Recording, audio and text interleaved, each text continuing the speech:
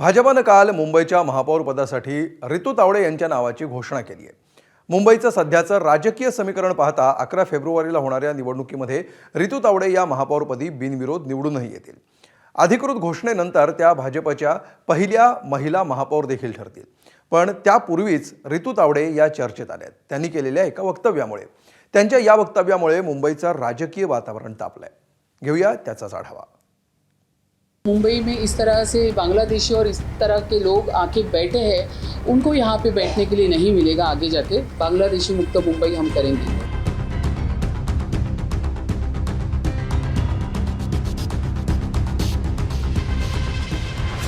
महापौर पदासाठी नावाची घोषणा होताच रितू तावडेंनी पहिल्याच पत्रकार परिषदेत आपला अजेंडा स्पष्ट केला। मुंबई में इस तरह से बांग्लादेशी और इस तरह के लोग आके बैठे हैं, उनको यहाँ पे बैठने के लिए नहीं मिलेगा आगे जाके, क्योंकि इनका पूरा वो पेपर वर्क सब चेक किया जाएगा। जो भी बांग्लादेशी रोहिंगे उनको यहाँ पे बैठने हम नहीं देंगे बिल्कुल।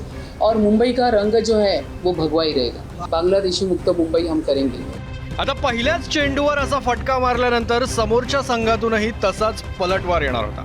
त्यातही समोरच्या संघाचा दारुण पराभव करत रितू तावडेंच्या भाजपनं 4 दशकानंतर मुंबई महापालिकेवर भगवा फडकवलाय। त्यामुळे त्याच पराभवाचा वचपा काढण्याची संधी ठाकरेंच्या शिवसेनेला तावडेंच्या वक्तव्यानं मिळाली। ती कशी?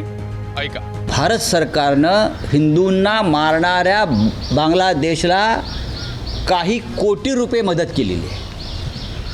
मी आकडा सांगेन तुम्हाला, पण बांगलादेशला मदत केली आहे की नाही, का हे का कॉन्ट्रॅक्ट किलिंग केलं का, हिंदूंना मारण्यासाठी पैसे दिलेत?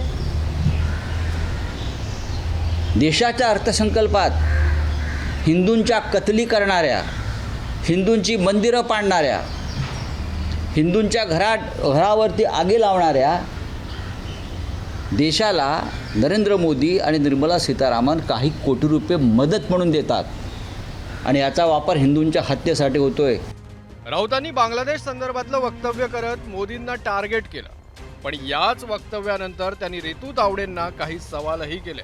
मुंबईच्या होणाऱ्या महापौर रितू तावडे यांनी मुंबईतून बांगलादेशींना घालवण्याची घोषणा केली। फक्त त्यांनी एक करावे, पंतप्रधान मोदी यांना दिल्लीत जाऊन विचारावं की कालच्या अर्थसंकल्पात बांगलादेशला कोट्यवधी रुपयांचं दान का दिलं? बांगलादेशातील हिंदू मंदिरांवर हल्ले करण्यासाठी आणि हिंदूंच्या कत्तली करण्यासाठी हे दान दिलंय का? भाजपचे माध्यम प्रमुख नवनाथ बन यांनी राऊतांच्या या सवालावर उत्तर दिलं।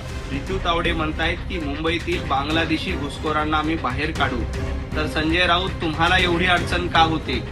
बांगलादेशी घुसखोरांबद्दल तुम्हाला पुळका काय येतोय? तुम्हाला बांगलादेशी घुसखोरांच्या जीवावरच मुंबई महापालिका जिंकायची होती। मुंबईतल्या बांगलादेशी घुसखोरांना हद्दपार करणार हे आम्ही वचन दिलंय आणि ते आम्ही पूर्ण करू। खरं तर मुंबई महापालिकेची निवडणूक, मुंबईचा विकास, स्थानिक प्रश्न यापेक्षा जास्त खान महापौर होणार की मराठी महापौर होणार की अमराठी महापौर होणार अशाच मुद्द्यांभोवती राहिली आहे।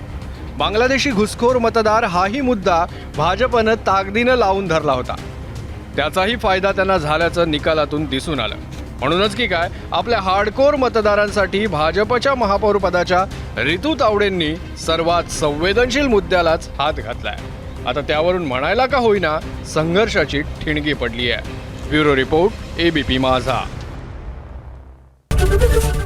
एबीपी माझा, उघडा डोळे बघा नीट।